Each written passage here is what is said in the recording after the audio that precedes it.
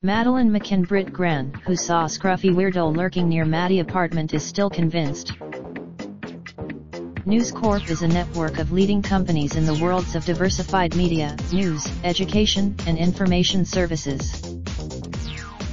Nottinghamshire grandmother Gail Cooper's sightings were deemed so credible, she was quizzed by cops, and an FBI-trained artist sketched an impression of the suspect that was released publicly. A Brit who saw a creepy man lurking around Madeleine McCann and X27's room when the toddler vanished believes he was the lookout for a child-snatching gang. Grandmother Gail Cooper exclusively told The Sun Online that she fears Maddie is now dead, adding, "Whatever her fate, her parents need answers." Gail said, "It is possible she is alive after nearly 12 years, but not probable." The retired care home manager in X27's sightings of the suspect were deemed so credible, she was quizzed by police, and an FBI-trained artist was brought in to sketch him. She drawn into the media frenzy, and was quizzed by cops after revealing she had spotted a disturbing and dirty man lurking near the Portuguese apartment days before Maddie vanished. Gail recalled how during a family holiday to the pretty Algarve resort of Praia da Luz to celebrate her 50th birthday in April 2007, she saw a strange long-haired, grubby, thin man she is convinced was scouring the beach resort for a suitable child to snatch. Disappeared from her bed on May 3, 2007, while on holiday with her parents and family friends at a resort in Praia da Luz, Portugal. Her parents, had left her sleeping with her siblings while they had dinner at the hotel in X27's restaurant, only realizing at about 10 p.m. that she was gone. Speaking exclusively to The Sun Online, Gail said, "I don't know if he was the kidnapper, but I think he was involved in her disappearance. I think he was so creepy, and I first saw him on the beach watching my friend's little grandchild." Gail, 61, spoke out again, to which parents, in amidst fears it could hamper the search for their daughter. The tourist, who still visits her favorite destination Portugal 3 times a year with machine operator hubby John, 58, was invited by the American global streaming giant to participate in the 8-part series but chose not to. Mum of 3 Gail from Newark, Nottinghamshire, said, "This program has brought all the memories flooding back. I hope it has some." She is convinced either on order for a wealthy family desperate for a child, or by a sinister pedophile ring. "I think the kitty was by someone wanting a blonde blue-eyed child, and if that is the case then there is a good chance she is wanted and loved and being looked and is hopefully still alive. But if she was taken by a sex gang, I doubt there's any real chance she's alive today. It's possible but sadly not probable." Her poor parents. Gail's sighting of a potential abductor led to an FBI-trained artist drawing a sketch of the suspect, which was released in January 2008. Her description was similar to one given by Jane Tanner, the holiday pal of Maddie's parents, who saw a man carrying a barefooted child in pajamas on the night Maddie vanished. Today, nearly 12 years after the youngster was snatched in the world in X27's biggest ever missing child mystery, Gail remembers the scruffy weirdo whose face still haunts her. She had been staying in a private villa in Luz in April 2007 and clocked him before the McCanns arrived for their ill-fated holiday at a nearby Mark Warner complex.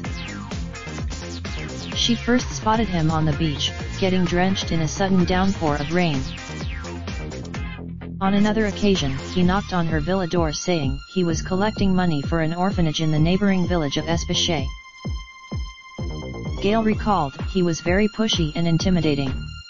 He said the parents, but I didn't believe his story. He didn't, and X27 seemed genuine, and I didn't give him any money. He kept staring at me, imploring me. He spoke in English. He was olive-skinned and shabby. I thought he may have been Moroccan." She added, "He was a horrible looking, really creepy, unkempt and dirty.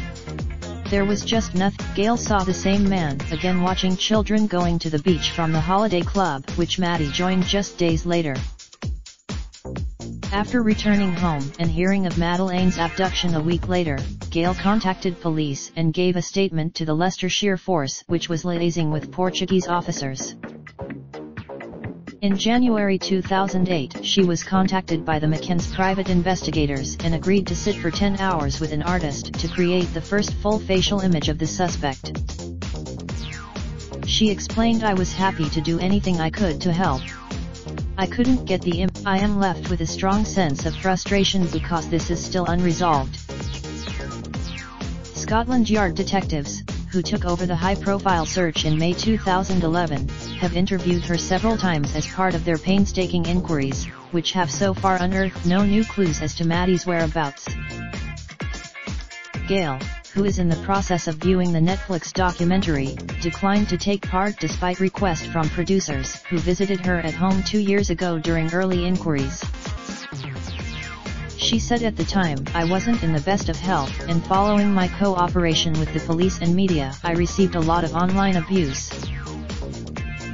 She claims she was trolled by web haters, who thought she was giving a potential alibi to Maddie's parents, who were.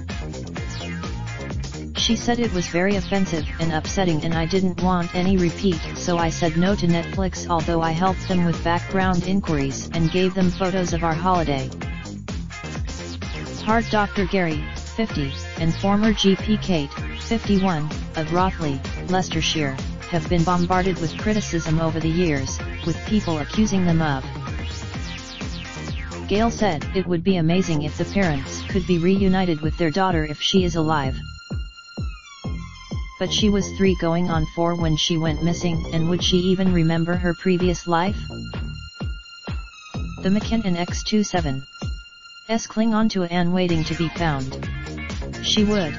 Maddie was snatched from her bed in a holiday flat while her parents were dining in a nearby restaurant with their friends, a group that came to be known as the Top of 7.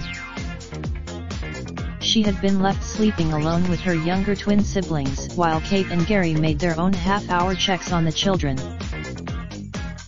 We pay for your stories. Do you have a story? Our journalists strive for accuracy, but on occasion we make mistakes. For further details. Raindrop, drop top, top smoking, no cooking the hot pot. Fucking on your bitch, yeah, that. Looking up, open the park pot.